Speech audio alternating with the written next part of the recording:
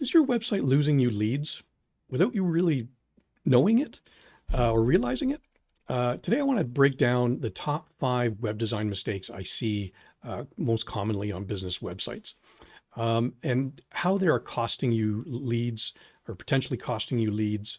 And I'm going to apply some quick fixes to help you change that website from maybe more brochure to more conversion focused. So the first thing I want to talk about is ignoring mobile responsiveness.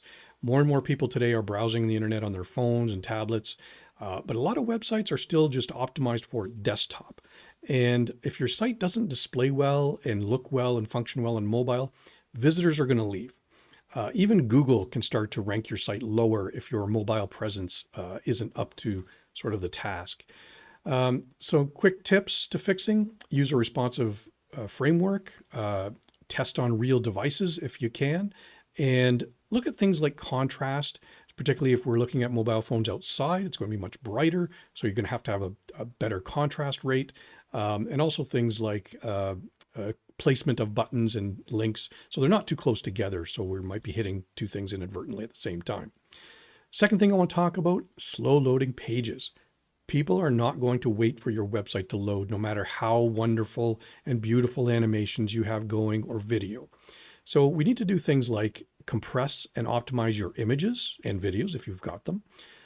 Minimize the amount of plugins, especially if you're using a WordPress website. You don't really need 38 plugins necessarily. You can also use online tools like Google Page Speed Insights to see particular pages and how fast they're downloading or what issues there might be in terms of speed. Coming in at number 3 is confusing navigation and layout.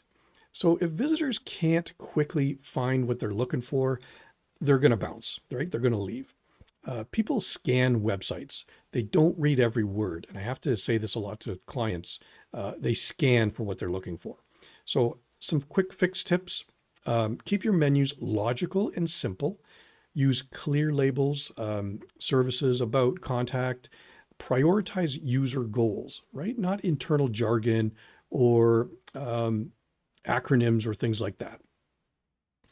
The fourth thing I want to talk about for websites are the number 4 mistake I see is the lack of clear calls to action.